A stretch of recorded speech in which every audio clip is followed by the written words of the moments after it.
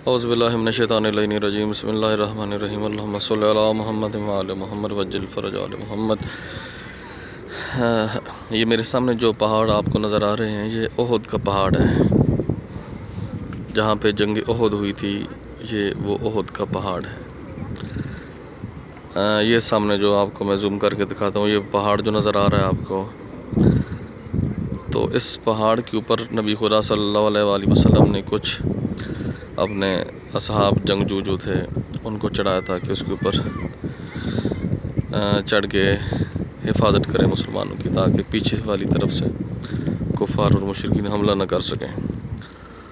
تو جب مال غنیمت تقسیم ہونے لگا تو یہ سب اصحاب جو اس پہاڑ کے اوپر تھے، اس پہاڑ کے اوپر تھے، وہ سب نیچے آ گئے کہ مال غنیمت تقسیم ہو رہا ہے تو ہم بھی اپنا حصہ لے لیں۔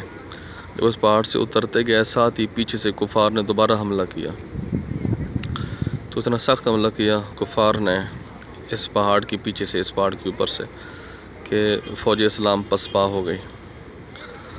تو روایت میں ہے کہ اسی جنگ میں نبی خدا صلی اللہ علیہ وآلہ وسلم کے دندان مبارک بھی شہید ہوئے۔ تو یہ میں تھوڑا سا اور زوم کرتا ہوں، یہاں پہ ایک جگہ ہے، کالا سا پہاڑ نظر آ رہا ہوگا، اس کے ساتھ ہی جگہ جہاں پہ مولا کائنات مولا علی علیہ السلام کو لے کے اس پہاڑ کے اندر چلے گئے، تو پیچھے سے مشہور کر دیا گیا، شیطان مردود نے مشہور کر دیا کہ نبی خدا صلی اللہ علیہ وآلہ وسلم کو شہید کر دیں گے، شہید ہو گئے۔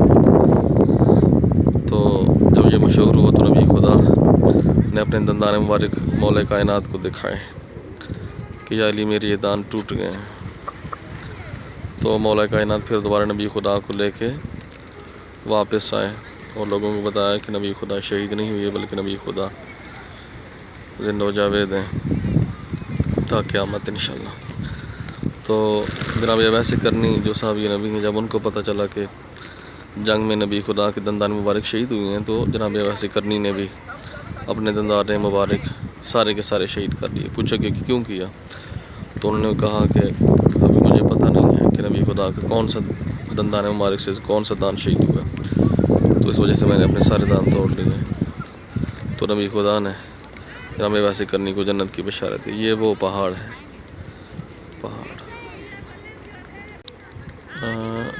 یہ پہاڑ ہے، یہ نیچے جہاں پہ ہم کھڑے ہیں، نیچے جہاں کبوتر ہیں، جہاں پہ نیچے یہ بلڈنگز بنی ہوئی ہیں، یہاں پہ فوج اسلام تھی، اسلامی فوج تھی یہاں پہ۔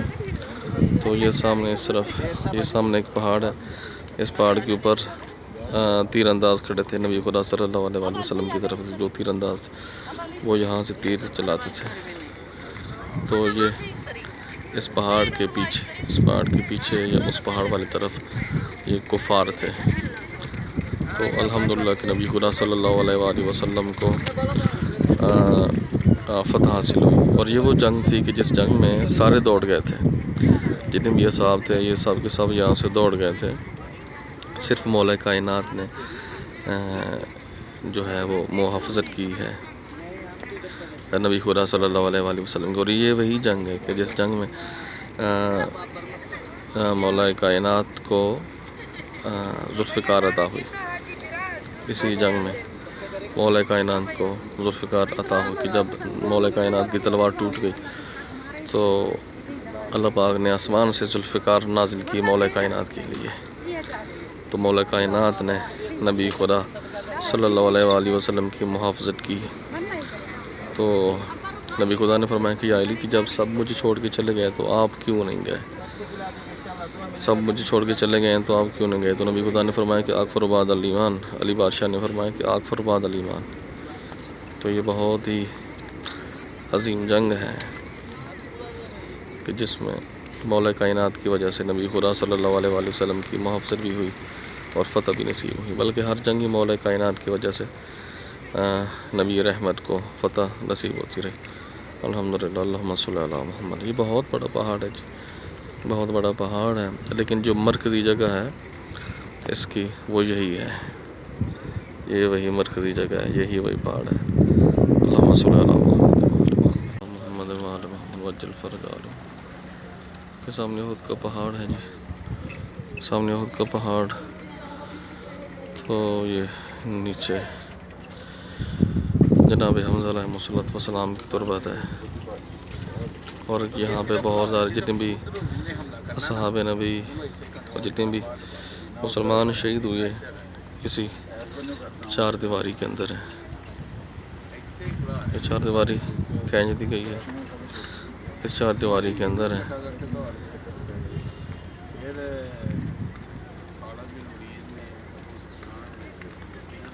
اس چار دیواری کے اندر ہے صحابہ نبی اور جتنے مسلمان شہید ہوئے تھے وہ. یہ جناب حمزہ علیہ السلام کی تربت پاک ہے. اللہم صلی اللہ علیہ وسلم. یہ چچا ہیں جناب نبی خدا صلی اللہ علیہ وسلم کے جناب حمزہ، یہ ان کی تربت پاک ہے.